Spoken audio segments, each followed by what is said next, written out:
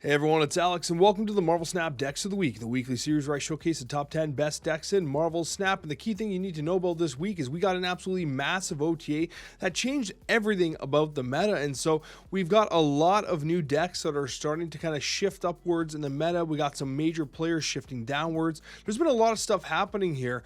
And while the data set is still somewhat limited and it's only been a couple of days, we do have a little bit of a look into what decks are performing and which ones happen to be underperforming considering the nerfs that have taken place. Let's get started with deck number one, and you love to see it. It's Destroy Thanos. Now, Thanos obviously took a massive change. It was a massive change to Thanos. And so Destroy Thanos has always been on like the cusp of being at least interesting. There have been a couple builds of Destroy Thanos that have worked particularly well, but now what you've got is you've got the Misery, and naturally with Misery you can be drawing more cards, obviously doing the Destroy to proc to death. But with Thanos now starting in hand as an extra card, like this deck is performing pretty legitimately at a 54% win rate and a 0.31 cube rate. This is a good one.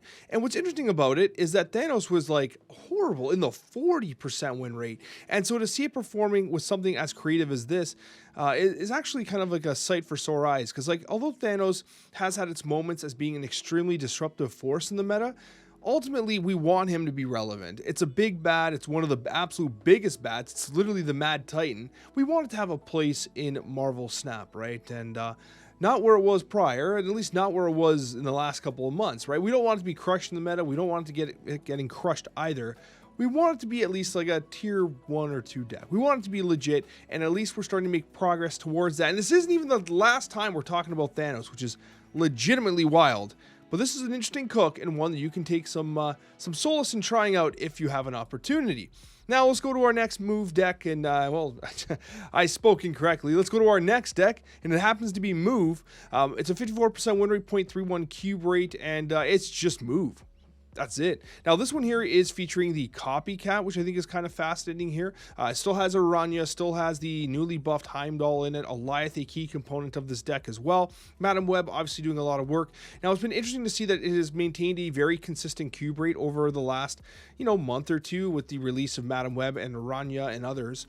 But ultimately, it's failed to really penetrate the absolute top tiers of the meta. It's still a good deck. I prefer Phoenix Force if I'm looking towards like a movement style gameplay, but Phoenix Force doesn't make this top 10 right now. It just doesn't have enough games under its belt, whereas this Move deck certainly does. And so I do think it's pretty interesting to see that Move is still performing very well.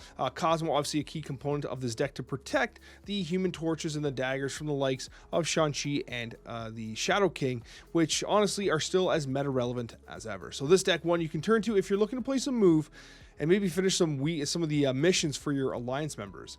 Agent Sarah. Now this is pretty close to like a Sarah control style deck. I like the inclusion of the Invisible Woman, obviously with the Agent Venom deck still performing surprisingly well.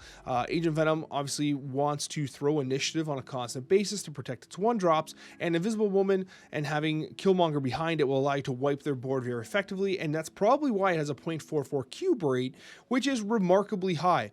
When you look at a 55% win rate, that's not all that impressive, but the cube rate is phenomenal and one of the best of the week currently, and so that comes from the likes of just straight up using Killmonger behind Invisible Woman, or of course using Rogue behind Invisible Woman. There's a lot of things that really go well with this particular deck because you have Shadow King as well, which matches very well into a number of the different decks and archetypes that we find ourselves playing against. Ultimately, been really impressed with Sarah Control, and it's good to see that US Agent, while definitely getting nerfed and its play rates and win rates coming down, it still is a relatively powerful card.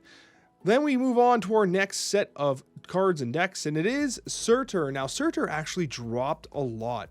You had the nerf to Surtur, you had the nerf to Scar, and obviously the meta shifts quite a bit with that, and this deck actually features a nerf to Silver Sable as well. There's a lot of things happening here. Now, this particular list still performs well enough at 56% win rate, but its cube rate is down to a 23, which is extraordinarily low compared to where it was prior.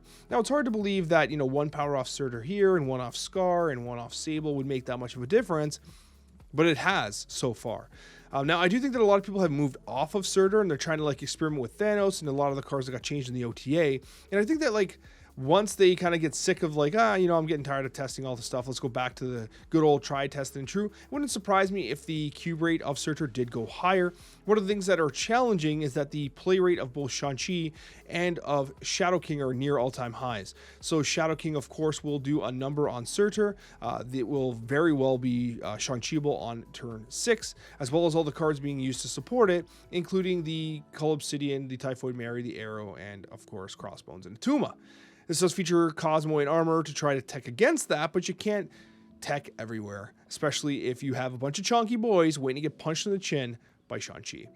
Going to number 6, we've got Scream. Now, this has been a pretty consistent performer, a 56% win rate, a 0.39 cube rate. Scream continues to be a good deck, good card. There's nothing else to it, right? It's just doing particularly well. This version of the deck, which is currently the highest performing Scream deck, does feature Nebula as well. It also has the Rogue. We are seeing a lot of ongoing based abilities. Unfortunately, there's a good chance they're running Luke Cage, and so you might want to look into roguing the Luke Cage.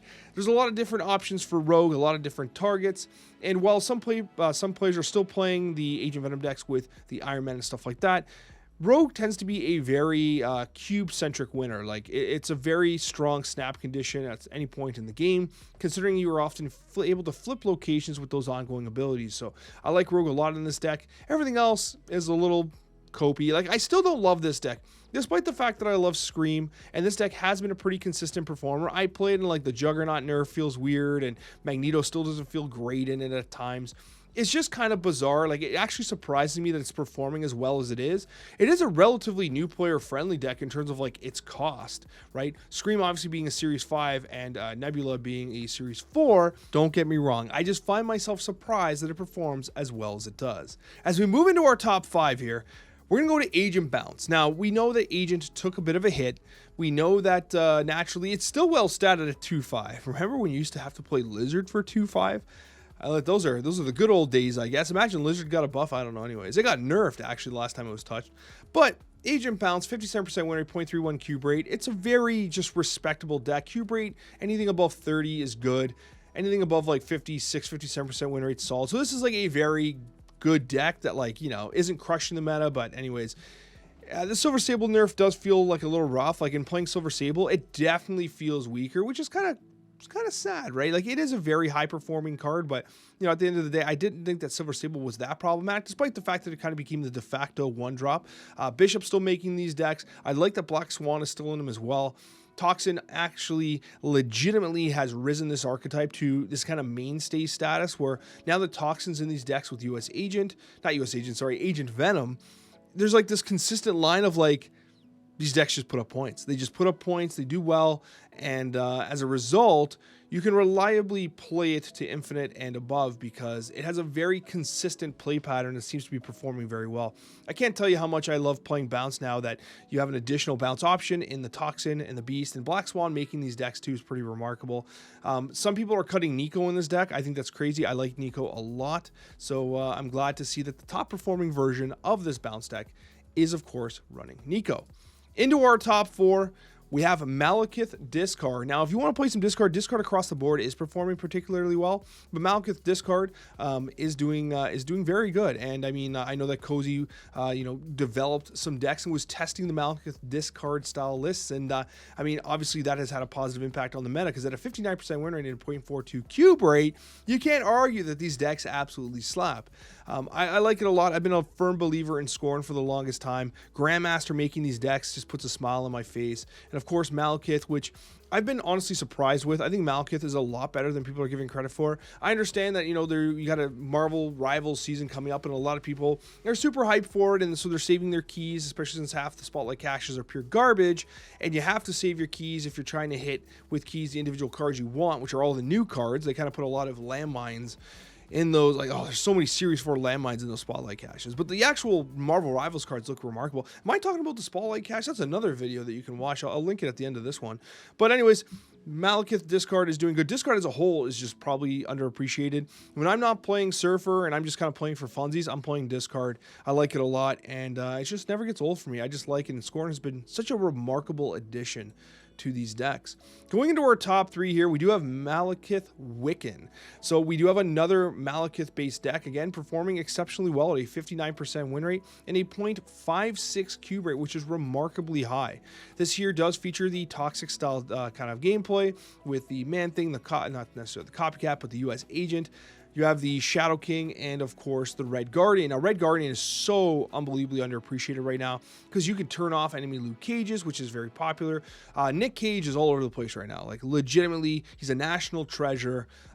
He's literally just absolutely crushing it. And you're seeing a lot of Nicolas Cage right now because of just how effective he is in, like, absorbing this toxic meta we're finding ourselves in. These toxic-based decks have really kind of taken over the meta to some degree. And Ajax, which is not in this deck, but we'll talk about it momentarily, has kind of elevated to premium status at this point.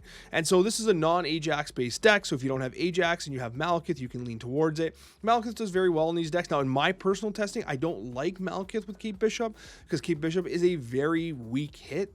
But like obviously US Agent, Shadow King, and even Valentina is not a great hit either. But you know, I like Malekith a lot, and it's good to see that these toxic-based decks are doing as good as they are.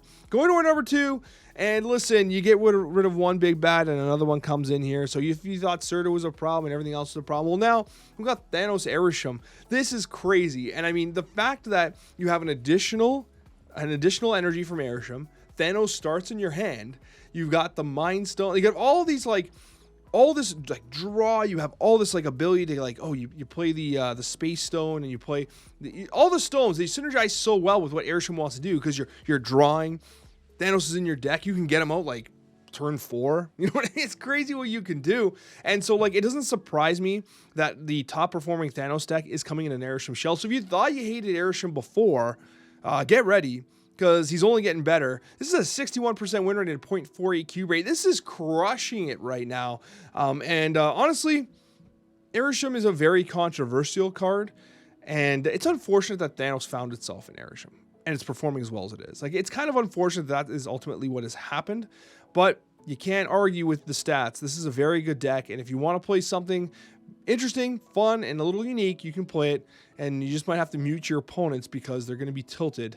Erisham it's just kind of starting to grind everyone's gears, you know what I mean? It just doesn't seem to go away.